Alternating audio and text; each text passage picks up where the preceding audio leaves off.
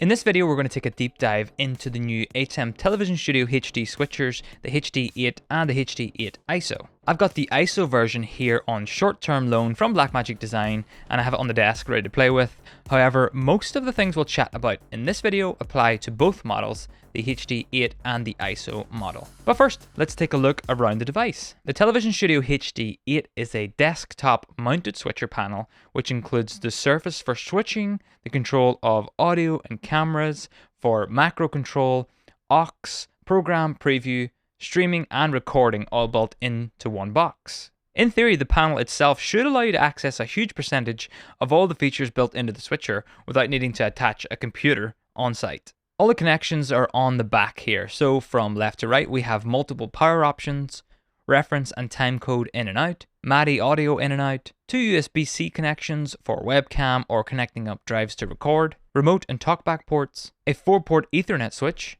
8 SDI inputs, all with scalers and all supporting up to 1080p 60, 8 program outputs for sending data and program feed back to your connected Blackmagic cameras, 2 SDI aux connections for sending whatever signal you want to whatever monitors or connections you want, program SDI and multi-view SDI and HDMI, analog audio outputs, stereo audio in, analog audio in, and a 5-pin port for a talkback headset to communicate with your camera operators. Now that's a lot of connections built into one ATEM device, but given the size, it's not a surprise they could fit so many options in the back. So who is this ATEM for, and who might actually want to get it? Well, I figure it's a lovely option for venues that want to grow beyond perhaps the ATEM SDI Extreme, or even further beyond a 4-input switcher like the ATEM Mini or ATEM SDI that they already own, and really want to make a leap up in terms of inputs and output options. While Blackmagic Design have made a marketing push for this hold it under your arm angle, I'm not 100% convinced of that one. I wouldn't want to be hopping out of my production van, walking into a venue and opening the door with this thing under my arms. I'd much rather find a permanent home in a venue for it or build it into a bigger flight case instead.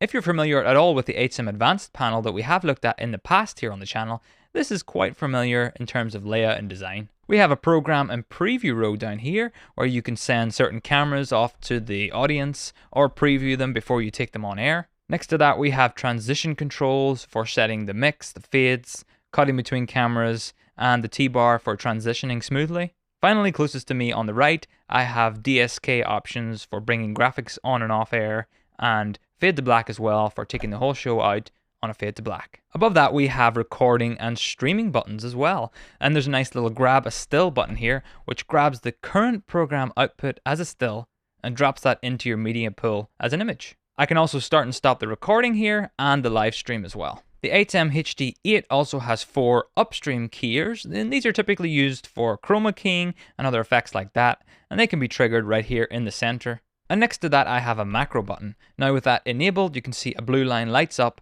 and I have access to all the macros I've recorded into this ATEM previously. Which brings me to something that's definitely been missing in the ATEMs in the past, and that is access to detailed audio and camera control without needing to hop into the ATEM software control.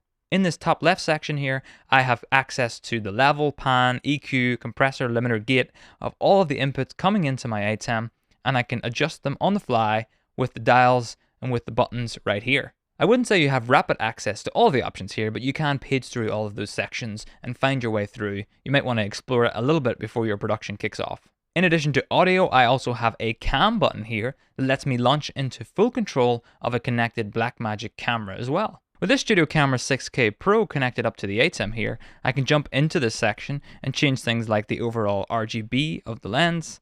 I'll just reset that for the purposes of right now. I can also hop in and change the focus of this lens since it's set up to be controlled, and I can change the exposure as well, and all sorts of settings if I dial further in to the options.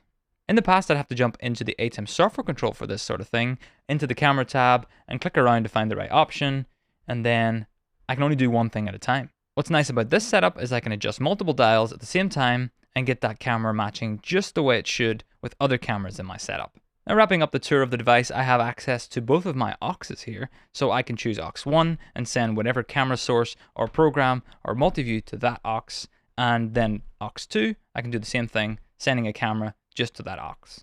And finally the ATEM has this control section here at the top. It has a monitor for accessing lots of other settings and buttons for things like the talkback. You have settings, keys, DV, stinger, dip, colors, and a camera control button that doesn't do anything yet. The 8 SDI inputs on the ATEM allows you to connect sources like cameras or computers via converters. This might be one of those classic cases, well, if only it had 1 or 2 HDMI inputs, but for me it's not a huge deal. I have an endless supply of HDMI to SDI converters, it seems, so I can just use one of those if I really have a computer to work into the system. If you're switching from a HDMI only workflow right now, you will want to start your own endless supply of converters because this is an entirely SDI workflow, except for that one HDMI output for multi-view. In pre-ATEM mini days, the Television Studio lineup was the entry point into Blackmagic ATEM switchers. I almost bought one myself back in the day, but I did opt for a 1ME version instead. In those early days, it did make sense for Blackmagic to mix and match HDMI and SDI inputs, but now with the ATEM mini lineup, I think you've got all you need in the HDMI world there, and it makes total sense to go fully SDI for something like this. I am happy to see that one HDMI multi-view connection though. It's always nice to just plug in a monitor nearby, and you don't have to think about any converters just for that one multi-view output.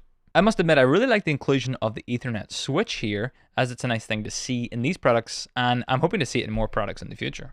What's great here is I can connect it up to my local network for internet access, and I can connect my laptop directly up to the ATEM, and it also gets internet access, and it can talk to the ATEM as well. While this ATEM technically does have 12 SDI video outputs, don't be fooled in thinking you can write whatever you want to them. Output 1 here is program only, meaning whatever you want to show your audience will always come out of that SDI output. One of them is the dedicated multi-view output. Again, this is fixed to the multi-view and it'll always show that.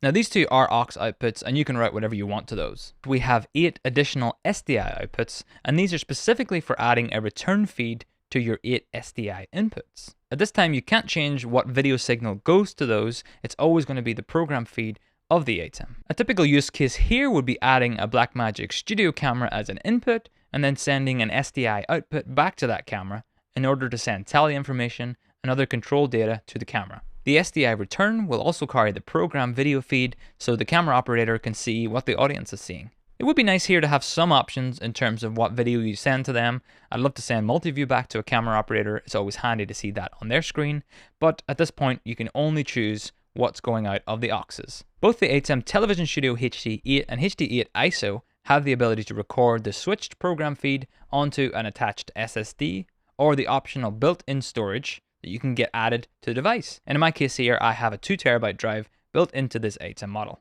So now when I hit record on this dedicated button, the recording starts and I'm actually pushing it into the M.2 drive within the ATEM. And I can also see on my monitor here that it's recording. This is capturing an MP4 file right to the internal storage. However, I do need to connect my computer at this point to see what recording quality I have set. I would love to see that option added to the menu here somewhere so I could jump in and see what quality I am recording and make adjustments to that quality. However, here I am in the ATEM software control on the output tab, and in the live streaming section, I can set the recording quality. The recording quality and the live streaming quality are tied together here on these ATEM models, so I've opted to set mine to streaming high. In my experience, this does give a pretty decent MP4 recorded file and allows for streaming on a decent network as well. This ATEM also has a Blackmagic Cloud Store built in, which basically means I can access the files recorded to the internal storage pretty easily over my network. And I can also automatically upload these recorded files to Dropbox via that cloud store. The ATEM Setup app here allows for access to that drive and the settings as well. I'll not dive into it too deeply in this video, but here on my Mac I can see I can do Show in Finder, and it will grab that drive, mount it on my computer, and now I can see all the files I've recorded onto the internal storage of this ATEM. I can play them back, pull them off the drive, and use them for whatever I want. Or in the ATEM Setup app, I can set up a cloud sync to automatically throw those files onto Dropbox or Google Drive whenever I'm done recording. Since I have the ISO model here, I thought I could talk a little bit about the ISO functionality in this switcher. Back over in the ATEM software control, I can check this box, ISO record all the inputs, and whenever I hit record on this ATEM, it will record the program feed, what the audience sees, as well as all of the 8 SDI inputs connected to the device. Now this is lovely for making edits later, especially since the HD8 ISO also records a DaVinci Resolve edit file with all of the edits that I made during the live production, but I can jump in and re-edit it as I see fit. You can also stream right from the ATEM HD8 and HD8 ISO, so long as you've set up a computer in advance and configured your streaming setup to push off to the destination of your choice. While it does take some setup in advance, that's okay. I wouldn't really want to type in a streaming key on these dials here. I'd rather just use a computer to do that. Oh, and you can use my ATEM streaming setup tool, which is over on heretorecord.com/XML for a quick way to create a new streaming destination. That XML file can then be loaded into your ATEM, and you can press the on-air button on your ATEM, and away you go, you're streaming off to the world. Not me though, I haven't set it up. You want to make sure on your multi-view though that you're streaming to the right destination. Again, this is not something you can see on the ATEM. I'd like to see that added, but for now you will need to take a look at the multi-view to see the destination that's been set up before you press that button.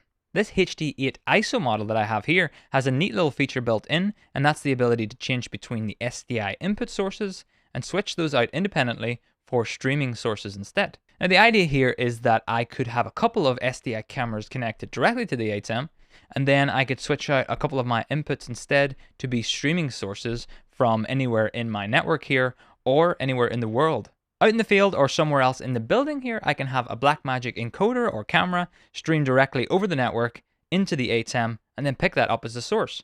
And it just acts as any other source. I can cut to it, I can include it in SuperSource, I can route it out to an aux, all that good stuff. Now keep in mind here, it must be a Blackmagic device on the other end doing that streaming. They are using RTMP for the connection, but rather annoyingly they have baked in some extra details under the hood that ensures that only Blackmagic devices can stream to the ATEM. I would love to see them open this up in the future to other RTMP encoders. It would be super nice for us all, since we all have a few lying around, I'm sure. In the meantime though, it does make sense for Blackmagic to keep it this way, because you can get their cameras and their ATEMs and their web presenters and stream into the ATEM. I have a Studio Camera 6K Pro here, which has the streaming ability built in, and with it connected to my local network here and powered on, I can stream from the camera to the ATEM via the network. And I can cut to it just like any other source that would be attached via SDI. This also works when streaming from an ATEM Mini Pro, ATEM Mini Extreme, ATEM SDI, or web presenter as well.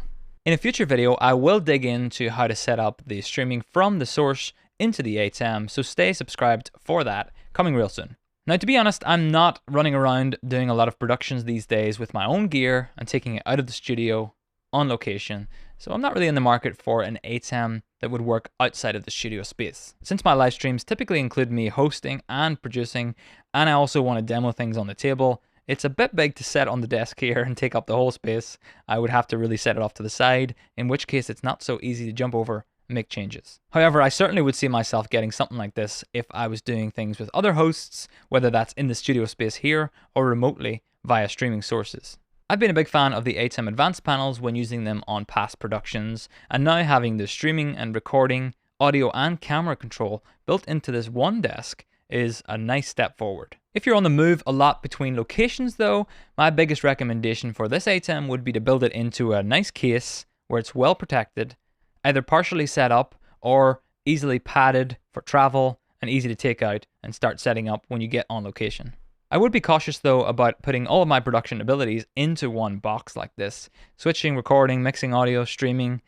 Get to a venue and you've accidentally bumped this thing and it's not working right, it would be a big deal. I'm also not fully convinced yet that the ATEM lineup is your sole audio mixing solution. In terms of audio, the ATEM models have come a long way since the first one I ever bought. We do need better audio routing abilities and more audio buses for it to make sense out in the field. My own weekly live stream is a pretty simple setup with 2 microphones, some music playback, and a dedicated audio feed going into a Zoom call for members. And to make that work, I'm using an external audio solution because I just don't have the control within the ATEM for a pre-show chit-chat with members over Zoom while I simultaneously stream hold music to YouTube.